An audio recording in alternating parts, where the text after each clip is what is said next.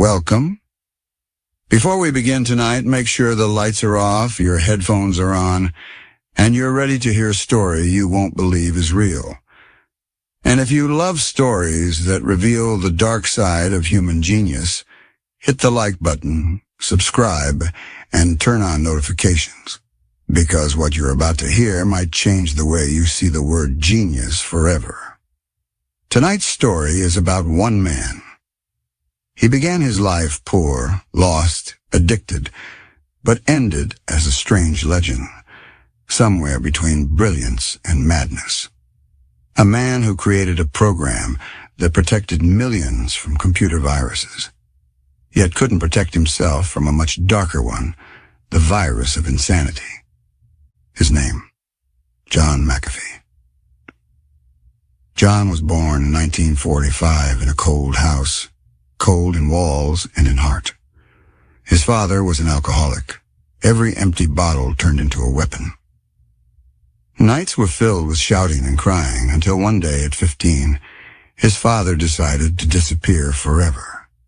He pulled the trigger, leaving behind a heavy silence that never left John's mind. From that day, a voice began to speak inside him, a voice between grief and danger. He grew up and tried to turn his pain into ambition. He studied mathematics and programming, trying to escape it all with alcohol and drugs. And he would always tell himself, "I'm not like them. I'm smarter." But when intelligence feeds on arrogance, it becomes the beginning of the end. In the 1970s, he worked at NASA, part of the Apollo project. The mind that helped humanity reach space was already haunted by a small demon inside. Later, he worked in Silicon Valley, the place where dreams turn into nightmares at the speed of light. John was a genius, yes, but never a balanced man. Every morning before work, he would drink an entire bottle of alcohol.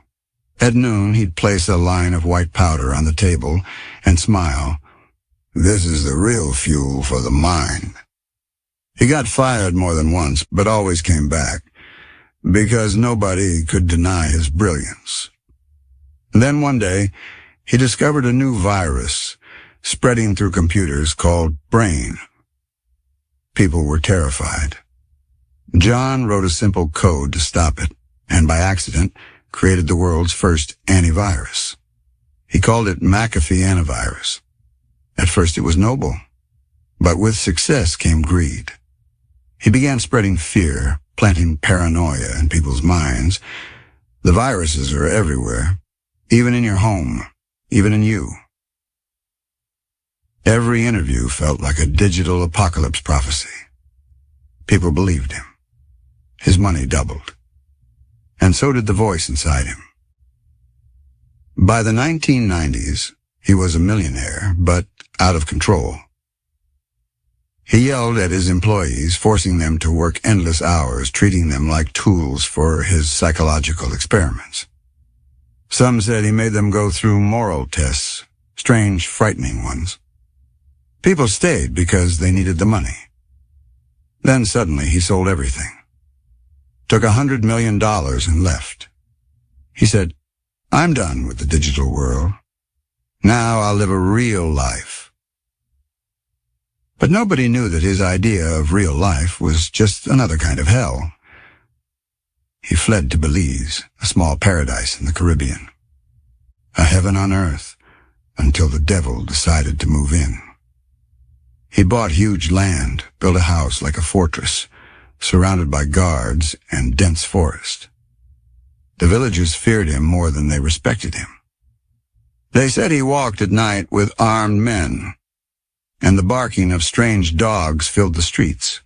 One woman said, "Every night I'd hear a gunshot, then laughter."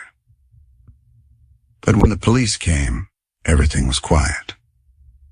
One day he met a scientist named Allison. She was researching medicinal plants. John was fascinated by her, or maybe he saw in her the reflection of who he once wanted to be. He offered her money, a lab, and freedom to research. But she noticed something strange. The lab wasn't real. It was all decoration, as if they were filming a movie.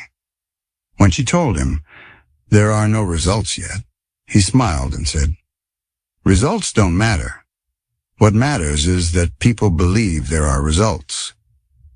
Then he called the press and spoke about a revolutionary cure. But nobody ever saw the cure. Nobody saw the truth. From that day, Allison saw him differently. A man who feared nothing, not lies, not consequences.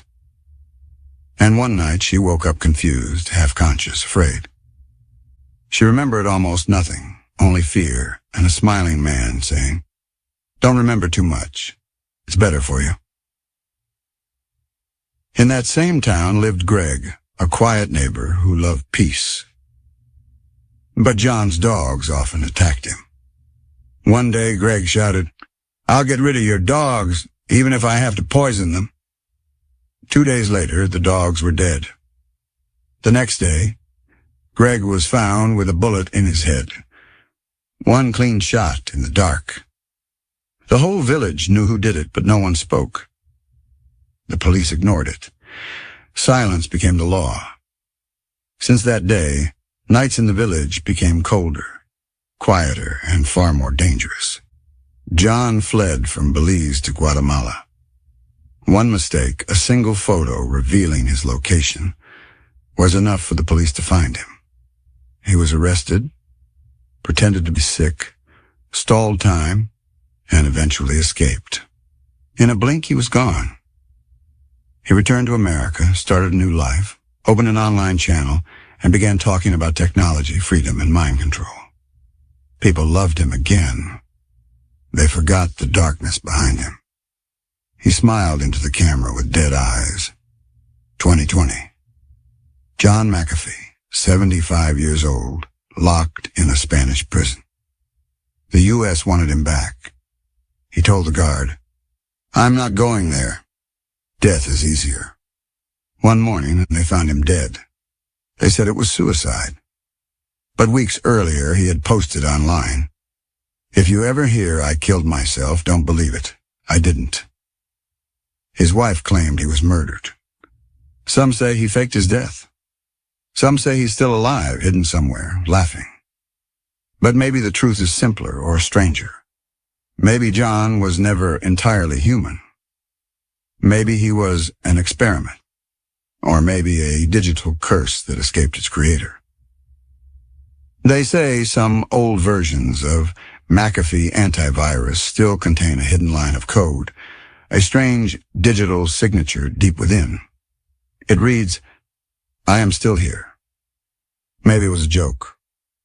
Maybe it was a message. But every time you open your computer, every time the fan hums louder for no reason, remember, some geniuses never die. They just move into the code, watching from the shadows between logic and madness. If you were in his place, would you choose glory or insanity? Think carefully, and maybe keep the lights on tonight.